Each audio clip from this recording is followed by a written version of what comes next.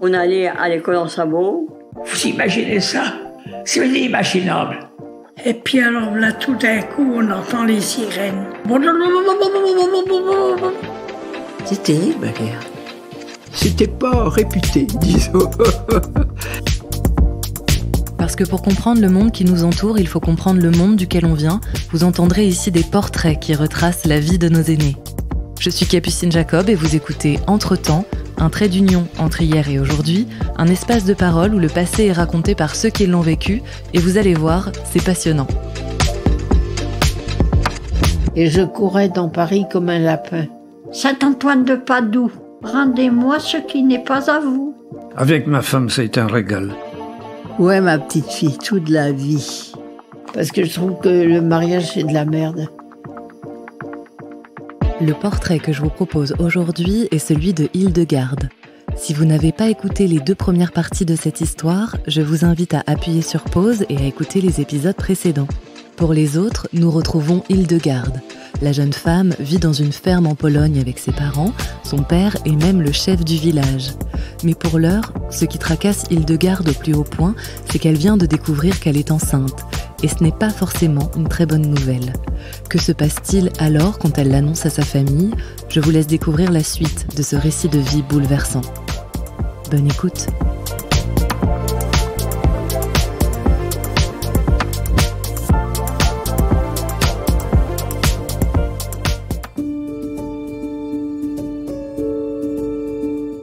Monsieur et Madame Desmelles ont 2 filles, Käthe, qui est l'aînée, et Hildegarde, qui est la plus jeune.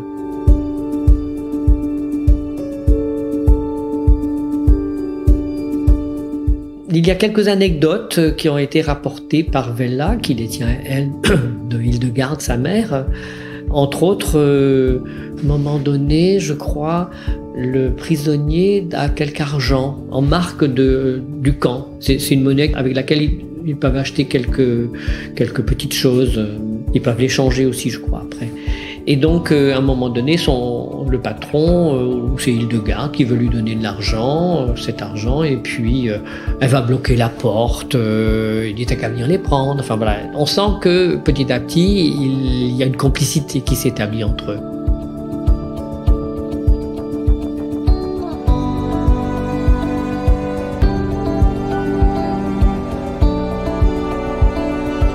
Ça va devenir plus qu'une complicité, parce que ça va devenir une véritable relation d'amour. Donc début 42, Hildegarde se retrouve enceinte.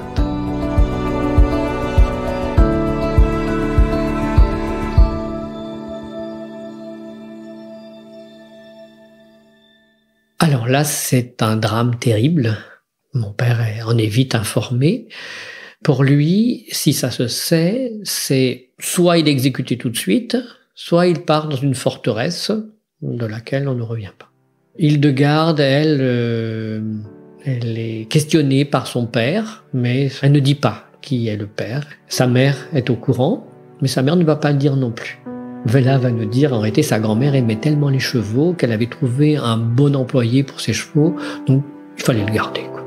Tant pis si sa fille était enceinte de lui.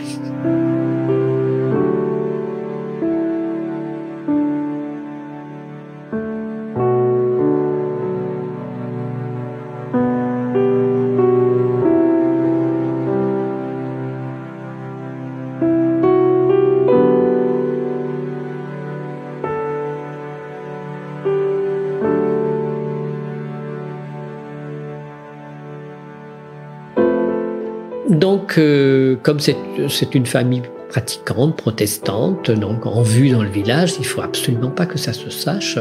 Et Hildegarde, elle est un peu chassée de la maison quand même, et elle va trouver refuge chez l'ex-fiancé de son oncle.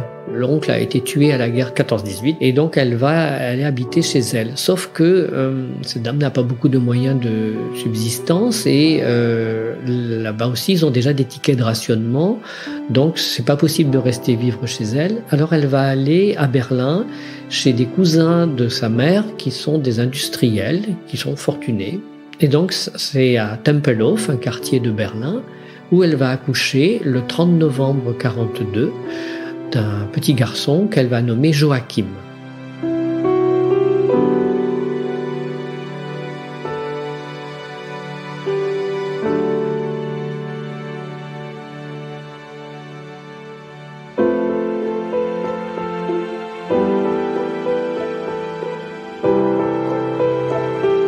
Aux questions qu'elle va devoir subir, elle va répondre sur l'identité du père. Elle va dire que c'est un officier nazi marié dont elle ne veut pas ternir la réputation.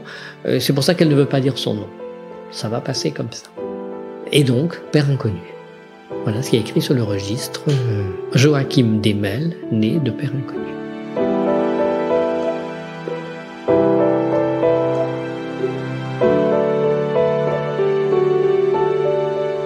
Son père lui a dit, quand tu vas revenir, tu ne reviendras pas avec l'enfant. Tu es mineur, tu dois m'obéir. Les pères allemands, à l'époque, ont autorité, donc tu le laisseras. Si bien qu'elle va l'élever pendant 3 mois chez sa tante, on peut dire, dans la famille, donc Hoffmann, pardon. Et à 3 mois, on va venir le lui arracher. Les services sociaux vont venir le lui arracher des mains. Vella dira, ce jour-là, on a arraché le cœur de ma mère. Voilà, il y a eu quelque chose à se jouer ce jour-là. Parce que cet enfant, elle le voulait. Elle a essayé par tous les moyens possibles de le garder.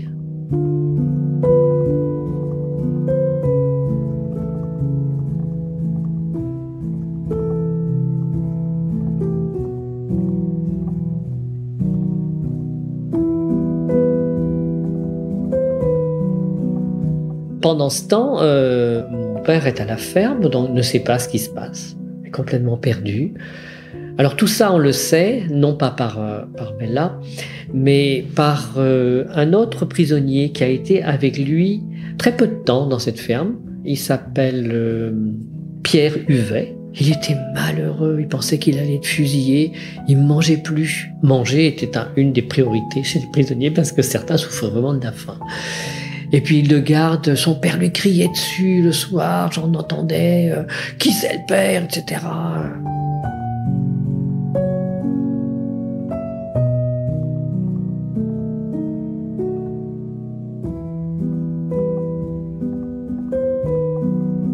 Donc Hildegarde va revenir et puis son père, ses parents vont être très pressés de la fiancer du coup à quelqu'un, que ça ne se reproduise plus.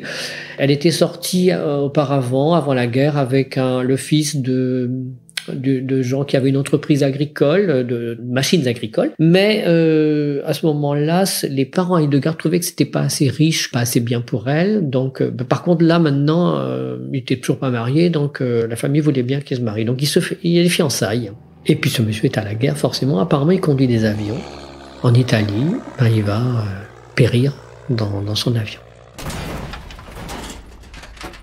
Et apparemment, ce jour des fiançailles, tout le monde était très morose. Enfin, vraiment, Hildegarde, c'était à contre-cœur, que bien sûr, son cœur n'allait pas vers ce monsieur. Et malgré tout, avant qu'il ne meure, elle va essayer de lui dire, écoute, est-ce que tu veux bien reconnaître l'enfant, quoi, dire que c'est à toi, pour essayer de garder cet enfant. Mais lui dira non. Elle rentre à la ferme et donc, lorsque son fiancé meurt, leur relation va reprendre. Entre mon père et elle, mais vraiment dans le plus grand secret à ce moment-là. Et donc, janvier 45, les Russes sont tout près, ils ont franchi l'Elbe, toutes les familles partent devant les Russes. Mon père m'avait dit, ce sont comme des départements entiers qui se vidaient. Et Monsieur Demel est donc le responsable du village pour loger tous les 180 habitants qu'il conduit pendant des mois jusqu'à mai 45. Pendant ce temps-là, les prisonniers ont eu ordre de retourner dans leur stalag à Sagan. Est-ce que mon père y est allé? On ne sait pas. On sait qu'il est parti autour du 25 ou 26 janvier. Et après, lui, donc, va revenir en France dans des conditions épouvantables à nouveau. Ils sont sur des routes. Alors parfois, ils sont mitraillés parce que les Alliés pensent que c'est des convois de militaires. Et donc mon père arrive en France, au centre de Lille, le 8 mai 45. C'est sa fiche de démobilisation. Et il retourne donc à la ferme familiale. Dans sa tête, il veut toujours repartir en Allemagne. Il est indécis. Il va se confier à sa nièce, celle qui va le raconter juste en 2010. Elle va raconter ça. Elle va dire, voilà, on est en vélo. il s'arrête et il lui dit, voilà, j'ai une amie en Allemagne et je suis indécis pour savoir si je vais retourner la voir, vivre avec elle là-bas, me marier avec elle ou pas. Mais elle a précisé, il n'avait pas dit qu'il avait eu un enfant. De toute façon, l'enfant était pour eux perdu, on va dire, parce qu'il était adopté. Donc voilà, on sait que il hésite. Et j'ai la lettre là, je crois que c'est début septembre 45. Il écrit à ma mère pour lui dire, voilà, est-ce que tu veux bien qu'on se retrouve à la foire de Landivisiau, rendez-vous au bar du Cheval Blanc.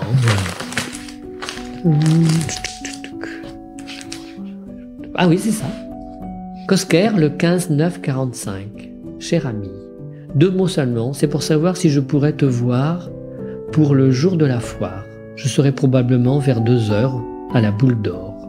Tu dois sans doute connaître sur la route de Landerneau. Germaine Créage, c'est sa nièce, travaille là, elle te renseignera. Tu m'excuseras de te faire si court, on vient d'avoir la visite de mon cousin, Étienne Cadiou, qui a soupé avec nous et il est minuit, donc avec l'espoir de te revoir pour ce jour. Bonsoir, un ami sincère, Jean.